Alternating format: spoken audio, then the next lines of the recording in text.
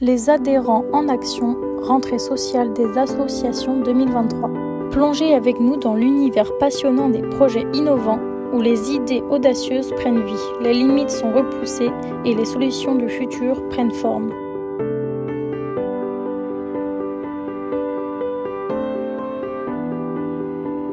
L'hospitalité Saint-Thomas de Villeneuve a ouvert en 2022 à Nantes une maison de soins palliatifs, la maison de Nicodème. Une attention particulière est portée à l'aménagement des espaces où toute la technicité nécessaire à la prise en soin s'efface pour privilégier le confort, le bien-être et la sérénité. L'équipe médicale et soignante est formée aux soins palliatifs, au traitement de la douleur et des symptômes d'inconfort. Chaque jour, elle adapte son organisation en fonction des besoins des patients. L'association de Kergus s'est lancée en 2022 dans un projet d'éducation artistique et culturelle intergénérationnelle.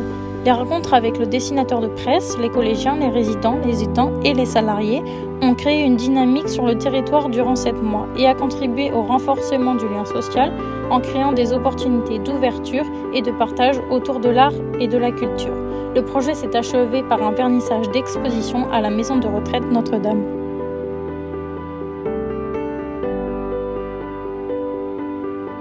L'association Maison Saint-Alexis entame en 2023 la création d'un espace pour ses résidents, la pause lecture. Le projet consiste à créer un coin bibliothèque-lecture au sein de la nouvelle salle d'animation. Cette salle retrouvera son calme pour offrir aux résidents une ambiance propice à la lecture, à la socialisation, au plaisir, à l'évasion et au bien-être émotionnel. L'association s'active dans le prendre soin de ses salariés et dans la gestion du stress grâce à la psychothérapie cognitivo-comportementale.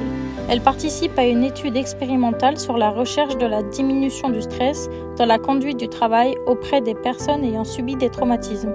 Cette étude vise à savoir si des séances d'hypnose avec le renforcement de l'ego peuvent aider les professionnels. Le CLARPA accompagne le dispositif Morbihanais des domiciles partagés. L'association développe de nouveaux projets d'habitat inclusif afin de répondre aux nouveaux besoins des seniors et des personnes âgées à la recherche d'un mode de vie privilégiant le vivre ensemble. Pour le CLARPA, l'habitat inclusif permet notamment de développer des solutions financièrement accessibles pour tous, où les personnes sont actrices de leurs décisions et de leur vieillissement. Ouvert depuis octobre 2021, le tiers-lieu du Coupé-Décalé est une initiative portée par la RAS. Cet espace de rencontre et d'échange favorise l'accès à l'alimentation des jeunes, notamment hébergés à l'hôtel, dans les centres d'hébergement d'urgence, etc. Le tiers-lieu propose des ateliers de cuisine collective, une ouverture culturelle et accompagne les familles avec de nombreuses activités ludiques. Atilab est un atelier collaboratif de création d'aides techniques en impression 3D de l'association Altigo. Altilab conçoit et imprime toutes sortes d'aides techniques originales personnalisées avec le bénéficiaire accompagné ou non d'un ergothérapeute. Ces solutions techniques ont pour but d'augmenter l'autonomie, l'indépendance, la sécurité et ou le confort de l'usager dans n'importe quel domaine de la vie courante. Une pièce de théâtre collaborative et novatrice.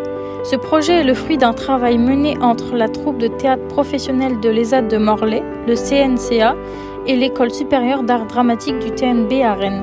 À l'automne 2020, comme aboutissement de ce compagnonnage inédit, est créé le premier spectacle.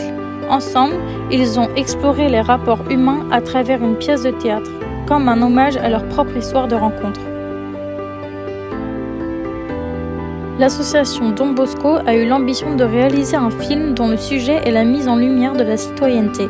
Cette conscience citoyenne que l'on perçoit chez les personnes accompagnées, les bénévoles, les administrateurs et les professionnels, mais qu'il est difficile de partager avec le seul récit. Une belle aventure pour un résultat plein d'émotions auquel les uns et les autres sont fiers d'avoir pu participer collectivement et singulièrement. Fin 2020, à l'IFRE a eu lieu une étroite collaboration vers un habitat inclusif intergénérationnel. Ce projet est le fruit d'une collaboration entre l'association Art Rock et l'association Saint-Michel. 2 jeunes mineurs non accompagnés sont en colocation dans un appartement situé dans un habitat inclusif pour personnes âgées. Les jeunes ont accès à un espace commun où ils peuvent par exemple prendre des repas avec les résidents. Une belle expérience qui s'appuie sur la richesse des différences et des expériences.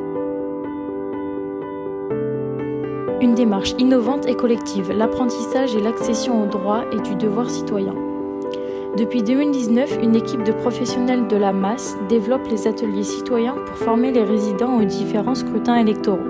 Ce projet permet aux résidents de s'exercer et d'exercer leur pleine et entière citoyenneté. C'est à travers des ateliers hebdomadaires que sont informés, sensibilisés et formés les adultes de la masse vers une nouvelle citoyenneté. Depuis 2021, la Fondation Ildis accueille des séjours de répit partagé aidant-aidés pour des vacances en toute sérénité. Des professionnels de santé et de l'accompagnement présents 24 heures sur 24 sont à l'écoute et soutiennent les personnes aidées. 3 catégories d'activités rythment leur journée: visites culturelles, activités physiques et ateliers de prévention. Libre à chacun de participer aux activités proposées ou d'organiser sa journée à sa guise. Porté notamment par l'ADMR Ille-et-Vilaine, un dispositif innovant rend possible l'accès à l'information, la formation et au soutien des aidants à travers une plateforme numérique gratuite, la PSAPA. Cette plateforme cherche à apporter des réponses aux aidants de tout âge pour leur permettre d'accompagner leurs proches dans leur dernière trajectoire de vie avec des vidéos pédagogiques et des fiches ressources actualisées. Elle s'adresse aux aidants, aux professionnels du domicile, des ESMS et à tout citoyen désireux de s'informer sur la fin de vie. Pour l'accompagnement social aux personnes en difficulté dans un logement social, l'association Goéland propose Solutions Logement. L'idée est d'aller vers des ménages qui ne sollicitent pas l'aide, allant jusqu'à refuser tout contact. Les bailleurs sociaux ou les commissions de prévention des expulsions de la sous-préfecture permettent de faire connaître ces situations et décident de mandater l'association Le Goéland pour tenter une approche du ménage concerné. L'association compte aujourd'hui 85% des situations qui se sont améliorées. Reprise de paiement, accompagnement accepté, reprise du lien avec travailleurs sociaux.